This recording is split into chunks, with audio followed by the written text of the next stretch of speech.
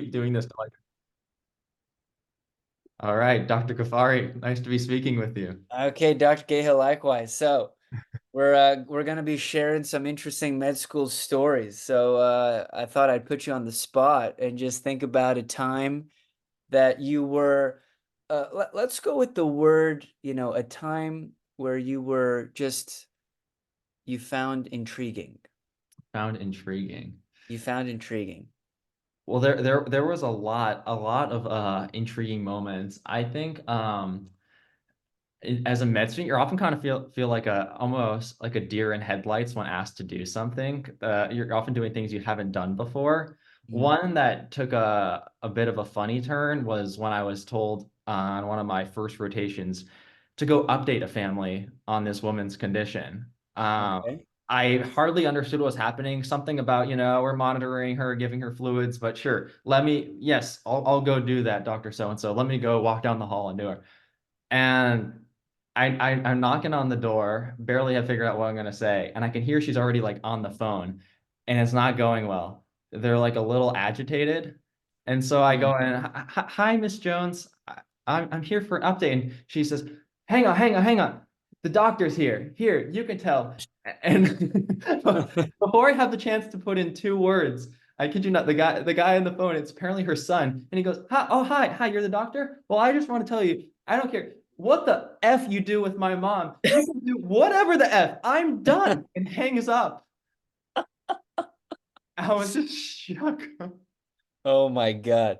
Oh my God. Well, what did you tell the woman? I think I told her, the brief plan that we're going to monitor her and keep her overnight and see how she's doing.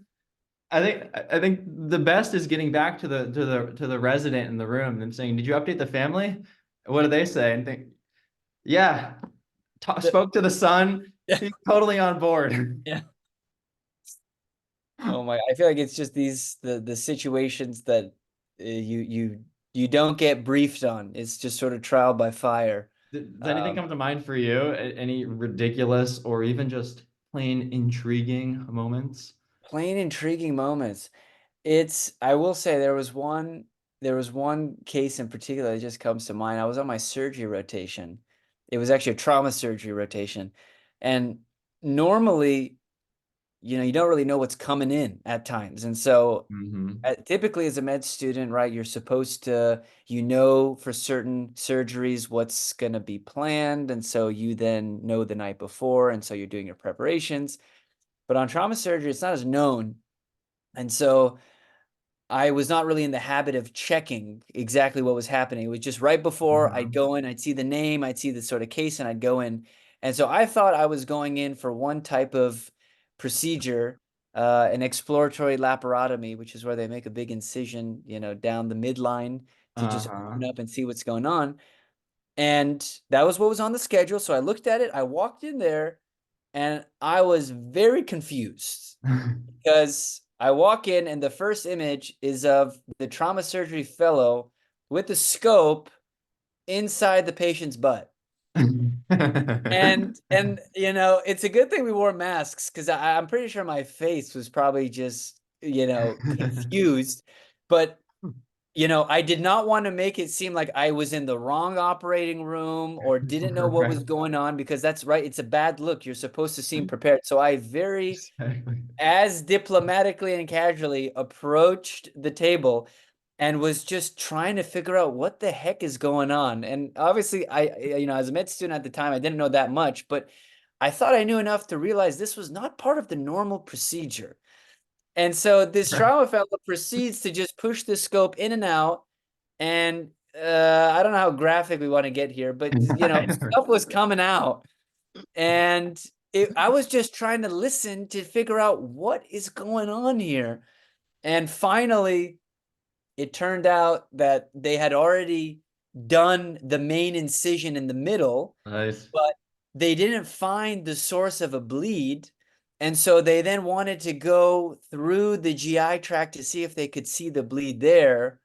And that was why they were scoping in the butt, but the patient had not been prepped, as in cleaned out, as in there was stool there. So they had to then wash him out. So then it was just falling all over the floor. So I it was. I'd like to see you be Mr. Confident, expecting some abdominal incisions. Instead, they have the scope up the rectum and coming in being like, so I see we've made the anal incision. Yeah. I walked I walked in. Another thing I just came to mind, there was a huge piece of bowel just sticking up out of the belly. And then I saw this scope and I was just thinking like this is a scene out of like one of those, Halloween haunted houses, Right. except it was not ketchup, it was definitely not, I don't know, whatever some sort of brown looking thing was. It was, oh, and then the smell, those surgical masks, they're not N95s. No, Oh, you know, you you can know that they should maybe this is a business opportunity to create some scented masks. We might need to talk after this. that's a good point. Maybe, You know maybe this we should cut that there because they're someone could be onto this idea and we exactly. What I have seen people do is they put tape over the top. I think it's mainly so it doesn't fog their glasses normally, but it can yes. also keep the mask.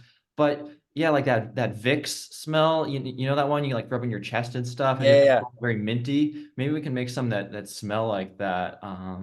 I think, yeah, I mean, you've got a number of entrepreneurial ideas, and where do you sort of tie this entrepreneurial, you know, inspiration to?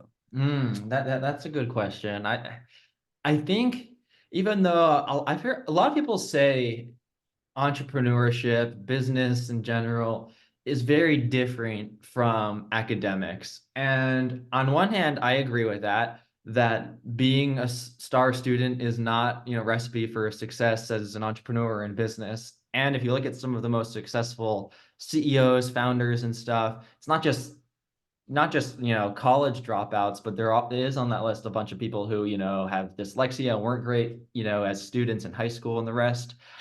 All that said, I think if you're someone who just has a creative mind and you're always looking for solutions, then that's already kind of there. And if you are someone who has it within you to, be a top student, to study really hard, to, figure out a way to motivate a team in a group project, a lot of those skills are honestly transferable to like a business realm. Like some of the things that I've dabbled in. What do you think about it? I agree. I mean, I think that just having that ability to be creative and think about, I feel like we encounter so many problems all the time that we may not realize our problems and just how to make those either more efficient or more effective and just come up with ways to just do it differently. And like you said, sort of not just be able to think about how to do that, but turn that into action and work with others to solve it. And so, um, Yeah. how have you felt that your interest, it was obviously a big decision for you to not do a residency. And so how much did you feel like your entrepreneurial, you know, desires ended up, do you feel like it you would have still been able to do that had you gone into residency, or do you feel like there was other reasons that Well, resulted in even you though it deciding looks on? like it might look like an all or none decision, and in some ways it is, right? Opting not to do residency after graduating.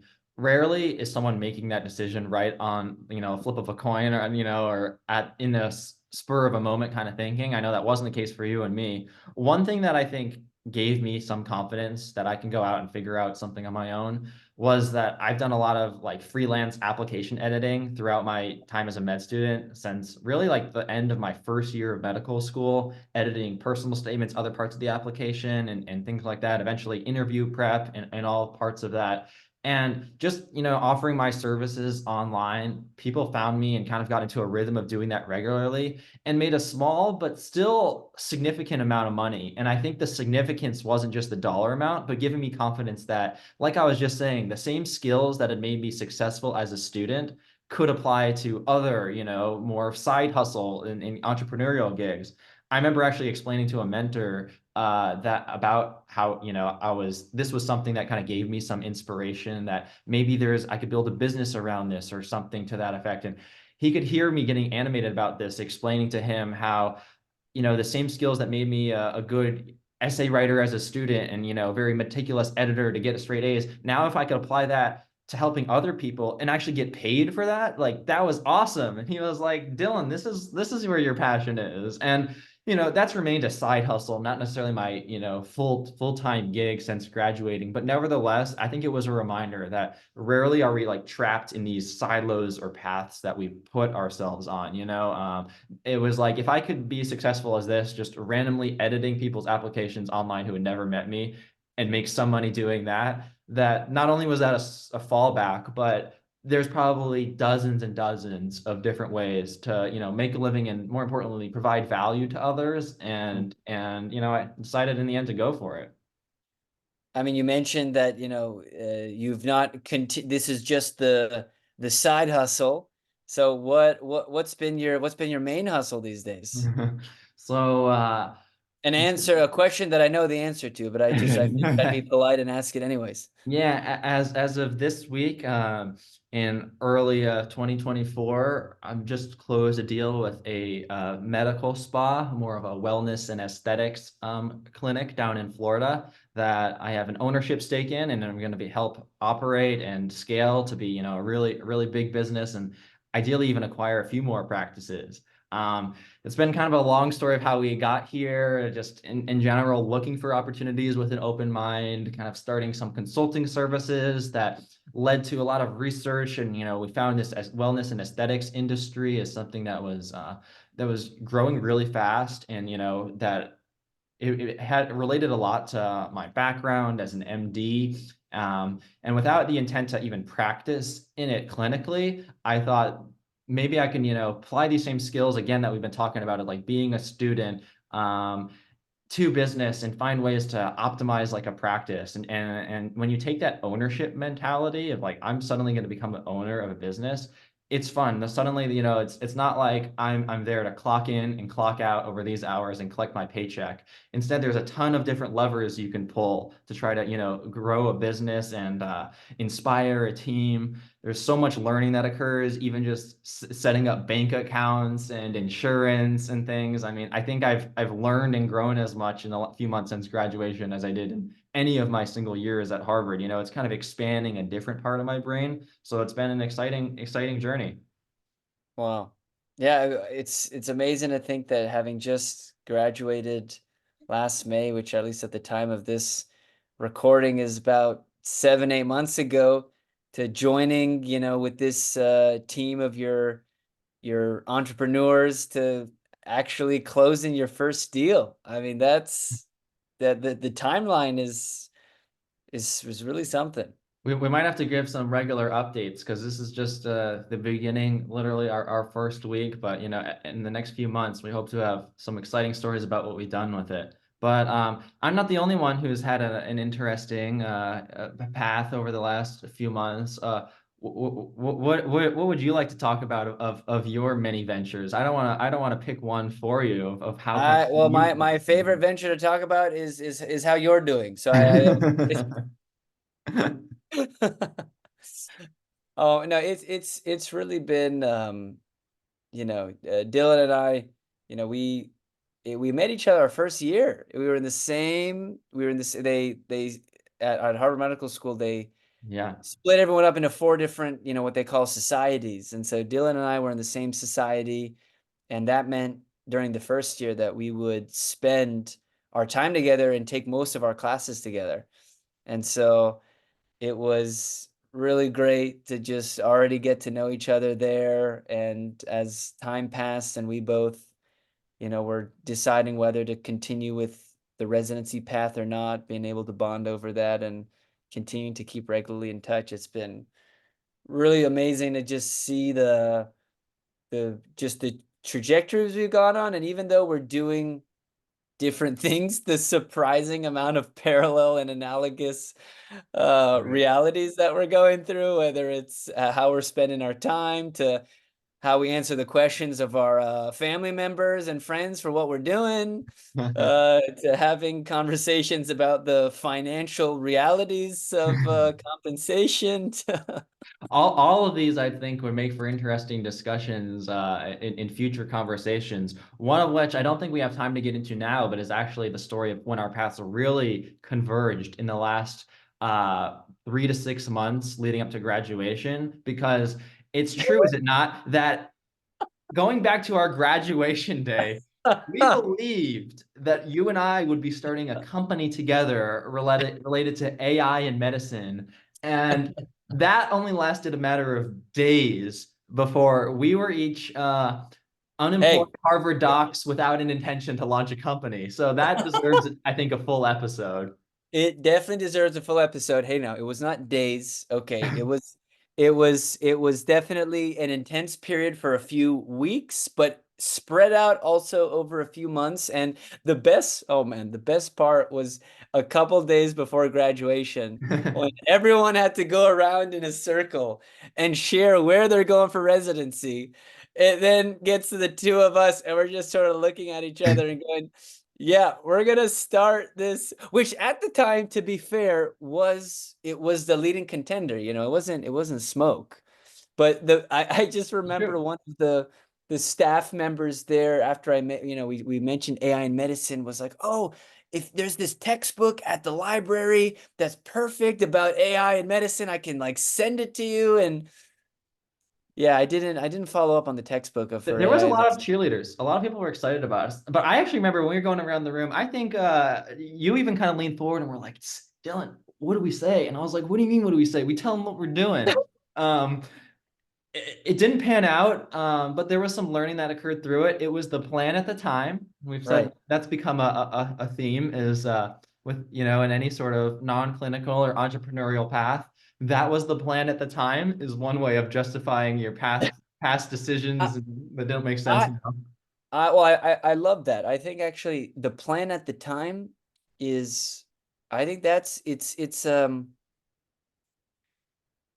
it's important to do that, because if you don't try, you don't know. Even this Like podcast. So that. at any point, if there's one person listening to this, Dylan and I have been talking about, hey, we talk every week, and most of the time it's just rich updates, laughter, learning, growth, bonding, sharing. And, we just, Dylan had the idea of like, what would it be like to just record some of these? And, would there be an audience? Is there interest? We're already talking about this stuff anyway. And so I think this in itself is an example of plan at the time. So we are giving it an effort. And if this is the last one we do, or if this just gets booed off, then you know what? We can say that we did it and there is an experience. And then this will be a story for us to laugh about in our private lives later, to be like, hey, remember the time we tried to start a podcast and it went nowhere? Yeah, that was another one of the fun darts we threw. But not every dart's gonna hit the board, baby. It's That's right. okay. And I think that might be a great note to end on, because I've got to even run to next meeting with some important business in the medical spa matters, but it's been Wow. a That pleasure that's as a real always. meeting, or you gotta go and like, have some cookies and call your mom. What's is Believe it or not, it's a real meeting. You can't okay. clock out in mid afternoon, when you're a business owner, and especially in week one. So, Okay. but I look forward to continuing this in the near future, and maybe some people will come along the ride with us.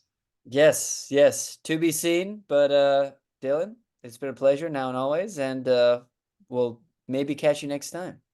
Thank you.